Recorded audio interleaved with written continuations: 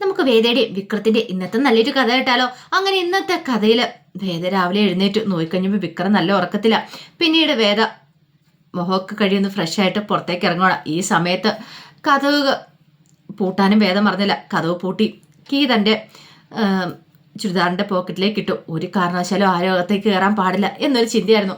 അങ്ങനെ താഴേക്ക് ഇറങ്ങി വന്നപ്പോൾ ശ്രീകാന്ത് അവിടെ ചായയൊക്കെ കുടിച്ചിരിക്കുന്നുണ്ട്. അപ്പോഴേക്കും പത്മ വേദയോട് ചോദിച്ചു, അല്ല നിനക്ക് ഞാൻ ചായ എടുക്കട്ടെ എന്ന് ചോദിച്ചു. വേണ്ട, ഞാൻ കുടിച്ചെന്ന് പറഞ്ഞു. കുടിച്ചെന്നോ? അതെ, ഞാൻ റൂമിൽ ടീ ബാഗ് കൊണ്ടുവച്ചിട്ടുണ്ടായിരുന്നു, പിന്നെ കെറ്റിലുണ്ടായിരുന്നു. ഓ, അപ്പം നീയാണ് കെറ്റിലെടുത്തോണ്ട് പോയല്ലേ? അതെ, ഇപ്പോഴെന്താണെന്ന് അറിയത്തില്ല, ഇടയ്ക്ക് ഒരു കോഫി കുടിക്കുന്ന ശീലമുണ്ട്, അതുകൊണ്ട് ഞാൻ കെറ്റിലെടുത്തോണ്ട് പോയെന്ന് പറഞ്ഞു. പിന്നെ ഇങ്ങോട്ടേക്ക് ഇറങ്ങി വന്ന് ആരാം ബുദ്ധിമുട്ടിപ്പിക്കണ്ടല്ലോ എന്ന് കരുതിയെന്ന് പറഞ്ഞു. ശരി, ആയിക്കോട്ടെ എന്ന് പത്മവും പറഞ്ഞു. അങ്ങനെ പത്മ അത് പറഞ്ഞിട്ട് അങ്ങോട്ട് പോയി കഴിഞ്ഞപ്പോഴത്തേനും ശ്രീകാന്തിൻ്റെ ഫോൺ ബെല്ലടിക്കുന്നത്. ശ്രീകാന്ത് നോക്കി ചന്ദ്രശേഖരനെ വിളിക്കുന്നത്. എടാ നീ ഇതെവിടെയാ? ഞാൻ വീട്ടിലാന്ന് പറഞ്ഞു. അതെ, ഞാനൊരു വാർത്ത അറിഞ്ഞെന്ന് പറഞ്ഞു. വാർത്ത? എന്ത് വാർത്ത? ആ SI സാബുവിന് ആക്സിഡൻ്റ് ആയിരുന്നു. ആക്സിഡൻറ്റോ? അതെ, അയാളിപ്പോൾ ഹോസ്പിറ്റലാണ്. പക്ഷെ ഡോക്ടർമാർ പറയുന്നത് അയാൾ ആരോ മനഃപൂർവ്വം തല്ലി ചതച്ചാന്നാ പറയണേ. പെട്ടെന്ന് ശ്രീകാന്ത് വേദയൊന്ന് നോക്കി, എന്നിട്ട് പതുക്കെ അങ്ങ് എഴുന്നേറ്റിട്ട് അങ്ങോട്ട് മാറി നിൽക്കുകയാണ്. അല്ല, അച്ഛൻ എന്താ ഉദ്ദേശിക്കുന്നത്? ഇനിയിപ്പോൾ വിക്രം മറ്റോ ആണോ? പിന്നല്ലാതെ, അങ്ങനെ എന്തെങ്കിലും സംഭവിച്ചിട്ടുണ്ടെങ്കിൽ അവനായിരിക്കില്ലേ. നീ ഒരു കാര്യം ചെയ്യാം, പെട്ടെന്ന് ഇങ്ങോട്ടേക്ക് വാ, നമുക്ക് ഹോസ്പിറ്റലിലേക്ക് പോകാമെന്ന് പറഞ്ഞു. ശരി, വരാമെന്ന് പറഞ്ഞു. പിന്നീട് ഫോൺ കട്ട് ചെയ്തിട്ട് ശ്രീകാന്ത് വേദയുടെ അടുത്തേക്ക് വന്നു. ഓഹോ, അപ്പം അവൻ കളി തുടങ്ങിയിട്ടുണ്ടല്ലേ. അവനാ SI തല്ലി ചച്ചു, അയാൾ ഹോസ്പിറ്റലാന്ന് പറയണം. അത് കേട്ട് ഇനിയിപ്പോൾ വേദ പറഞ്ഞു. പിന്നെ വിക്രത്തിൻ്റെ വീട്ടിൽ കയറി ഗുണ്ടായസം കാണിച്ചിട്ടുണ്ടെങ്കിൽ വിക്രം അങ്ങനെയൊക്കെ ചെയ്യത്തില്ലേന്ന് ചോദിച്ചു. ഓ, അപ്പം നിനക്ക് ആ കാര്യങ്ങളൊക്കെ അറിയാം, വിക്രം ചെയ്തെന്ന് ഉറപ്പുണ്ടല്ലേ? അതെ, പ്രത്യേകിച്ച് പറയേണ്ട കാര്യമില്ലല്ലോ. ഇനിയിപ്പം വിക്രത്തിൻ്റെ വീട്ടിൽ കയറി അങ്ങനെ ഒരു പ്രവൃത്തി ചെയ്തിട്ടുണ്ടെങ്കിൽ വിക്രം വെറുതെ വിടുമെന്ന് തോന്നുന്നുണ്ടോ? അപ്പം നിനക്കറിയാം. അത് പിന്നെ ഇപ്പം ഞാൻ എന്തിനാ ശ്രീയേട്ട വെറുതെ പറയണേ? അതാർക്ക് സഹിക്കാൻ പറ്റുന്ന കാര്യമല്ലോ. വിക്രത്തിൻ്റെ സ്വഭാവം അറിയാവുന്നല്ലേന്ന് ചോദിച്ചു. എടി, അവൻ ആദ്യകാലൊന്നും സൂചിച്ച് ജീവിക്കില്ല, അവനെ പൂട്ടൂന്ന് പറയണം. പിന്നെ പൂട്ടും പോലും വിക്രത്തെ പൂട്ടൂന്നുള്ള വെറും ധാരണ മാത്രമാണ്. വിക്രത്തെ അതേകാലം ഒന്നും നിങ്ങൾക്ക് ഇങ്ങനെ കുറ്റാരോപിതനായിട്ട് വെച്ചോണ്ടിരിക്കാൻ പറ്റില്ല. വിക്രം പുറത്തിറങ്ങുക തന്നെ ചെയ്യും. അപ്പം ശ്രീയേട്ടനും ബാക്കിയുള്ളവരൊക്കെ ഒന്ന് സൂക്ഷിക്കുന്നല്ല എന്ന് പറഞ്ഞു. അത് കേട്ട് കഴിഞ്ഞപ്പോൾ ശ്രീകാന്തിന് ദേഷ്യം വന്നു. ശ്രീകാന്ത് പറഞ്ഞു, അപ്പം നിനക്കറിയാം അവൻ എവിടെയുണ്ട്, എന്താ ഉണ്ടെന്നൊക്കെ. അതെ, എനിക്കറിയാം. ഞാനും വിക്രം കൂടെ ചേർന്നിട്ടാണ് പ്ലാനുകളൊക്കെ തയ്യാറാക്കുന്നത്. ഇനി എന്ത് വേണം, ആരെ ടാർഗറ്റ് ചെയ്യണമെന്നൊക്കെ. അതുകൊണ്ട് ശ്രീയേട്ടൻ നന്നായിട്ടൊന്ന് സൂക്ഷിച്ചോളം പറഞ്ഞു. ശ്രീകാന്തിന് നല്ല ദേഷ്യവും സങ്കടമൊക്കെ. ശ്രീകാന്ത് അങ്ങോട്ടേക്ക് എഴുന്നേറ്റ് പോയി. വേദയ്ക്ക് ചിരി വരുന്നുണ്ടായിരുന്നു. പിന്നീട് വേദ മുറിയിലേക്ക് വരുമ്പോഴത്തേനും വിക്രം എഴുന്നേറ്റിട്ടുണ്ടായിരുന്നു. അങ്ങനെ വിക്രത്തെ കണ്ടുകഴിഞ്ഞപ്പോഴത്തേനും വേദ ചോദിച്ചു, അല്ല ഞാനൊരു ചായ എടുക്കട്ടെ എന്ന് ചോദിച്ചു. ചായയോ? ഇപ്പം നീ ചായ എടുക്കാൻ പോയിട്ടുണ്ടെങ്കിൽ ആർക്ക് എന്താന്നൊക്കെ ചോദിക്കില്ലേന്ന് ചോദിച്ചു. അതെ, അത്യാവശ്യം ചായ വെക്കാനുള്ള സെറ്റിങ്സും കാര്യങ്ങളൊക്കെ ഇവിടെ ഉണ്ടെന്ന് പറഞ്ഞു. അതൊക്കെ ഞാൻ മുറി വെച്ച് തന്നെ തയ്യാറാക്കി തന്നോളാന്ന് പറഞ്ഞു. നീ ആളെ കൊള്ളാലോ എന്ന് പറഞ്ഞു. അപ്പോഴേക്കും വിക്രത്തിന് കാലിന് വേദന ഉണ്ടായിരുന്നു. എന്താ വിക്രു, കാലിന് വേദന ഉണ്ടോയെന്ന് ചോദിച്ചു. ചില വേദന ഉണ്ടെന്ന് പറഞ്ഞു. അതെ, മറ്റുള്ളവരെ തല്ലാനും ഇടിക്കാനും ഒക്കെ പോകുമ്പോൾ ഓർക്കണമെന്ന് പറഞ്ഞു.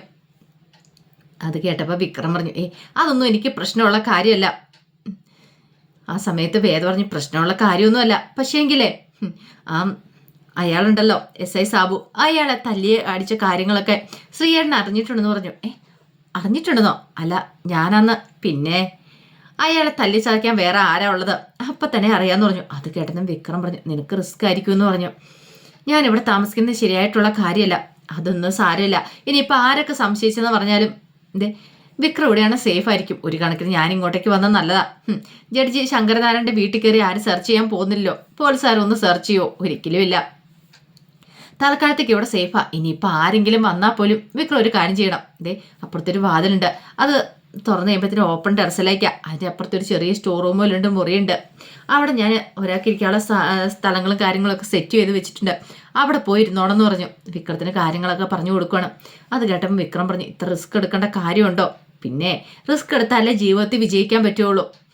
അതിനെ വിക്രം ഇത്ര വിഷമിക്കേണ്ട കാര്യമൊന്നുമില്ല. എന്ത് ചെയ്യണമെന്ന് എനിക്ക് നന്നായിട്ട് അറിയാമെന്ന് പറഞ്ഞു. വിക്രത്തിനാണ് വല്ലാത്തൊരു ബുദ്ധിമുട്ടായിരുന്നു, താൻ കാരണം വേദയ്ക്ക് പ്രശ്നം ഉണ്ടാവുമെന്ന്. പിന്നീട് വേദ പറഞ്ഞൊരു കാര്യം ചെയ്യാം, പോയി ബ്രഷൊക്കെ ചെയ്തിട്ട് വാ, ചായ വെച്ച് തരാമെന്ന് പറഞ്ഞു. ഓ, ബ്രഷ് ചെയ്യാൻ അതിൻ്റെ ആവശ്യമൊന്നും ഇല്ലയെന്ന് പറഞ്ഞു. പിന്നീട് വേദ ചായ വെച്ച് കൊടുത്തു. വിക്രം ചായ കുടിക്കുന്ന സമയത്ത് ചോദിച്ചു, അല്ല ബ്രേക്ക്ഫാസ്റ്റും കാര്യങ്ങളൊക്കെ ഇനി മുറി വെച്ചാണോ തയ്യാറാക്കാൻ പോകുന്നത്? അത്രയ്ക്ക് ഞങ്ങൾ കളിയാക്കാൻ പോകണ്ട. ഈ മുറിയിൽ ഇൻഡക്ഷൻ കുക്കറുണ്ട്, പിന്നെ ഓംലെറ്റ് ഉണ്ടാക്കാനാണെങ്കിൽ മുട്ടയും കാര്യങ്ങളൊക്കെ ഉണ്ട്, പിന്നെ ബ്രെഡൊക്കെ ഇരിപ്പുണ്ട്, അതൊക്കെ വേണമെങ്കിൽ ഞാൻ തന്നെ സെറ്റ് ചെയ്ത് തരാമെന്നുള്ളതെന്ന് പറഞ്ഞു. അത് കേട്ടപ്പോൾ വിക്രം പറഞ്ഞു, നീ ആൾ കൊള്ളാലോ എന്ന് പറഞ്ഞു. പിന്നെ അല്ലാതെ ഇങ്ങനെയൊക്കെ ചെയ്തില്ലെങ്കിലേ ജീവിക്കാൻ പറ്റില്ല എന്ന് വേദ പറഞ്ഞു. കുറച്ച് കഴിഞ്ഞപ്പോൾ ശ്രീകാന്ത് ചന്ദ്രശേഖരനും ഒക്കെ ഹോസ്പിറ്റലിലേക്ക് ചെല്ലുവാണ്. ആ സമയത്ത് അവരോടൊപ്പം CI ഉണ്ടായിരുന്നു. അങ്ങനെ ചെന്ന് കഴിയുമ്പോഴത്തേനും ഡോക്ടർ വന്നിട്ട് അവരോട് സംസാരിക്കുകയാണ്. ആ സമയം ചന്ദ്രശേഖരൻ ചോദിച്ചു, എന്താ ഡോക്ടർ ശരിക്കും സംഭവിച്ചത് എന്താന്ന് ചോദിച്ചു. അയാൾക്ക് നടന്ന് ഒരു ആക്സിഡന്റ് അല്ലാന്ന് പറഞ്ഞു. ആക്സിഡന്റ് അല്ലെന്നോ? അതെ, മനഃപൂർവ്വം ആരോ അറിഞ്ഞുകൊണ്ട് ചെയ്തിരിക്കുന്ന കാര്യങ്ങളാ. ഇനി ഒരു കാരണവശാലും അയാൾ എഴുന്നേറ്റ് നടക്കില്ലെന്നുള്ള രീതിയിൽ പിന്നീട് അകത്തേക്ക് വിളിച്ചുകൊണ്ട് പോവാണ് അവരെ. ഈ സമയത്ത് 2 കൈയും 2 കാലും ഒക്കെ ഫ്രാക്ചർ ആയിട്ടുണ്ടായിരുന്നു. പോരാത്തതിന് കഴുത്തിന് ഒരു ഫ്രാക്ചറും കാര്യങ്ങളൊക്കെ ഉണ്ടായിരുന്നു. ഈ സമയം ഡോക്ടർ പറഞ്ഞു, കണ്ടില്ലേ, ഭാഗ്യം കൊണ്ട് കഴുത്തിന് പ്രശ്നങ്ങൾ ഉണ്ടാകുന്ന സമയത്ത് അയാളുടെ സ്പൈനലിന് ഒരു പ്രശ്നം ഉണ്ടായില്ല. അല്ലായിരുന്നെങ്കിൽ ഇപ്പൊ കണ്ടില്ലേ സാബു ജീവനോടെ കാണത്തില്ലായിരുന്നു പറഞ്ഞു. കൈയും കാലും ഒക്കെ ഈ അവസ്ഥയിലായി. പക്ഷെ ഇത് ആക്സിഡന്റ് അല്ലെന്ന് എനിക്ക് തോന്നുന്നത്. ആക്സിഡന്റ് ആയിരുന്നെങ്കിൽ ഇങ്ങനെ ആയിരിക്കില്ല. സാധാരണ ഒടുകളും കാര്യങ്ങളൊക്കെ ആയിരുന്നു. ഇതിപ്പോ കുതികാല് വെട്ടില്ലേ എന്ന് പറഞ്ഞു പോലെയാ. അത് കേട്ടുകഴിഞ്ഞപ്പം ശ്രീകാന്തിച്ചു, അതെന്താ സാറേ അങ്ങനെ പറഞ്ഞേ? അത് കുതികാല് വെട്ടെന്ന് കേട്ടിട്ടുണ്ടോ? ഒരു കാരണവശാലും ഇയാൾ എഴുന്നേറ്റ് നടക്കില്ല. ഇനിയിപ്പോൾ ഇയാൾ എഴുന്നേറ്റ് നടക്കില്ല. സാധാരണഗതിയിൽ ഒടുവും കാര്യങ്ങളൊക്കെയാണ് നമ്മൾ സർജറി ചെയ്ത് കുറെ കാലം കഴിയുമ്പോൾ നമുക്ക് എഴുന്നേറ്റ് നടക്കാൻ പറ്റും. പക്ഷേ കുതികാല് വെട്ടിയിട്ടുണ്ടെങ്കിൽ ഇനിയിപ്പോൾ ഇയാൾ എഴുന്നേറ്റ് നടക്കണമെങ്കിൽ ഫിസിയോതെറാപ്പിയും കാര്യങ്ങളൊക്കെ ചെയ്യേണ്ടതായിട്ട് വരും. ഇനിയിപ്പോൾ ഇയാൾക്ക് സർവീസിൽ തുടരാൻ പറ്റുമോന്ന് പോലും അറിയില്ല എന്ന് പറയണേ. എഴുന്നേറ്റ് നടക്കണേ ഇത്തിരി ബുദ്ധിമുട്ടല്ലേ? ഇതെല്ലാം കേട്ടിപ്പോൾ വല്ലാത്തൊരു ഞെട്ടലായിരുന്നു ചന്ദ്രശേഖരനും ശ്രീകാന്തിനും.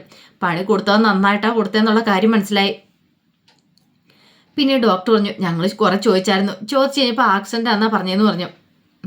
അതെ, നിങ്ങൾ സംസാരിക്കാൻ പറഞ്ഞ് ഡോക്ടർ പുറത്തേക്ക് ഇറങ്ങിപ്പോയി. ആ സമയത്ത് CI അല്ല എന്താടോ എന്താ സംഭവിച്ചതെന്നൊക്കെ സാബുവിനോട് ചോദിക്കുന്നുണ്ട്. അപ്പോഴേക്കും പറഞ്ഞു, ഞാൻ പറഞ്ഞല്ലോ എനിക്കൊന്നും ഓർമ്മയില്ല എന്ന് പറഞ്ഞു. ഓർമ്മയില്ലെന്നോ? അതെ, നല്ല മദ്യലഹരിയിലായിരുന്നു. മദ്യലഹരി വണ്ടി ഓടിച്ചുകൊണ്ടിരുന്ന സമയത്ത് വണ്ടി പെട്ടെന്നൊരു കുഴിയിലേക്ക് ചാടി. ഞാനൊരു പാറയിലേക്ക് പോയി തലയിടിച്ച് മാത്രം ഓർമ്മയുണ്ട്. പിന്നെ ബോധം വീഴുമ്പോൾ ഇവിടെ ആയിരുന്നെന്ന് പറഞ്ഞു. കണ്ടില്ലേ, എത്ര ചോദിച്ചിട്ടും ഇയാൾ ഇത് തന്നെയാണ് പറഞ്ഞുകൊണ്ടിരിക്കണേന്ന് പറയണം CI. അപ്പോഴേക്കും ശ്രീകാന്ത് ചോദിച്ചു, സത്യമാണോ സാബു? ഇത് ഞങ്ങൾക്ക് വിശ്വസിക്കാൻ കുറെ ബുദ്ധിമുട്ടാണെന്ന് പറഞ്ഞു. ഞാൻ സത്യമായിട്ടുള്ള കാര്യം പറയുന്നത്, ഞാനിതിനെ കള്ളത്തരം പറയണേ. ആ സമയത്ത് സാബുവിൻ്റെ മനസ്സിൽ വിക്രത്തിൻ്റെ ഭീഷണിയായിരുന്നു. എങ്ങാനും നീ ഇതിന് പബ്ലിസിറ്റി കൊടുത്തിട്ടുണ്ടെങ്കിൽ ഞാനാ ചെയ്തതെന്ന് പറഞ്ഞാൽ നിന്റെ വീട്ടിൽ നിന്റെ ഭാര്യയും മക്കളും പിന്നെ നിന്റെ ഹളിയനും ഒന്നും കാണത്തില്ല. അവരെല്ലാം ഞാൻ അങ്ങോട്ട് തീർക്കും. എനിക്കിനിയിപ്പോൾ ഒന്നും നോക്കാനില്ലെന്ന്. അവൻ ചെയ്യുമെന്ന് പറഞ്ഞാൽ ചെയ്യും. ആ ഒരു പേടിയായിരുന്നു SI സാബുവിന്. അപ്പോഴേക്കും ചന്ദ്രശേഖരൻ പറഞ്ഞു, സാബു നീ ഒന്നും മറച്ചു വെക്കേണ്ട കാര്യമില്ല. എന്തുണ്ടെങ്കിലും ഞങ്ങളോട് തുറന്നു പറ. നിന്നെ ഈ വിധം ആക്കി വിട്ട ആരാണെങ്കിലും പറഞ്ഞാൽ മതി. വിക്രമല്ലേ ചെയ്തേ അല്ലേ എന്നൊക്കെ ചോദിക്കണം. അപ്പോഴേക്കും സാബു പറഞ്ഞു, എനിക്കറിയില്ല ആരാ ചെയ്തതെന്ന്. നല്ല ഇരുട്ടായിരുന്നു. ഞാൻ ആളുടെ മുഖമൊന്നും ഞാൻ കണ്ടിട്ടില്ല എന്ന് പറഞ്ഞു. അപ്പോഴേക്ക് CI പറഞ്ഞു, ഇനിയിപ്പോൾ ഇവിടെ നിന്ന് ചോദിച്ചിട്ടും കാര്യമുണ്ടെന്ന് തോന്നില്ല. നിങ്ങൾ ഇങ്ങോട്ടേക്ക് വരാനും പറഞ്ഞുകൊണ്ട് അവരെ വിളിച്ചുകൊണ്ട് പുറത്തേക്ക് ഇറങ്ങി. ആ സമയത്ത് ശ്രീകാന്ത് പറഞ്ഞു, അല്ല അത് വിക്രം തന്നെയല്ലേ ചെയ്തേ? ചന്ദ്രശേഖരൻ ചോദിച്ചു, അതിൻ്റെ കാര്യത്തിൽ എന്താ സംശയിച്ചിരിക്കുന്നേ? ഇനി ഒരു കാരണവശാലും അവൻ സർവീസ് തുടരില്ല. അതിന് വേണ്ടിയിട്ട് അവളെ പരിപാടി ചെയ്തു വെച്ചിരിക്കുന്നേ. കുതുകാലി വെട്ടിക്കളഞ്ഞെന്നല്ലേ ഡോക്ടർ പറഞ്ഞത്. അപ്പോഴേക്ക് CI പറഞ്ഞു, അത് ശരിയാ. ആ സമയം ശ്രീകാന്ത് പറഞ്ഞു, എനിക്കിപ്പം നല്ല പേടിയുണ്ട് അവനെ എതിരിടാനായിട്ട്. ഒറ്റയ്ക്ക് നിൽക്കാനുള്ള ശേഷി എനിക്കില്ലാത്ത പോലെ തോന്നുക. ചന്ദ്രശേഖരൻ പറഞ്ഞു, എന്തിനാടാ പേടിക്കുന്നേ? ഇങ്ങനെ എന്തെങ്കിലും സംഭവിച്ചു പോയിട്ടുണ്ടെങ്കിൽ നിനക്കവിടെ കിടന്നാൽ പോരെ. സമയത്ത് ആഹാരം കിട്ടും. പിന്നെ എന്താ എഴുന്നേറ്റ് നടക്കണ്ട, ബുദ്ധിമുട്ടും കാര്യങ്ങളൊന്നും ഇല്ല, ടെൻഷൻ അടിക്കണ്ടല്ലോ എന്ന് പറഞ്ഞു. ചേച്ചാ അച്ഛൻ ഇതൊക്കെ പറയാം, എൻ്റെ അവസ്ഥ എനിക്കും അറിയത്തുള്ളൂ പറഞ്ഞു. അത് കേട്ടപ്പോൾ ശ്രീകാന്ത് പറഞ്ഞു, അതെ പിന്നെ ഒരു കാര്യം കൂടെ ഉണ്ട്.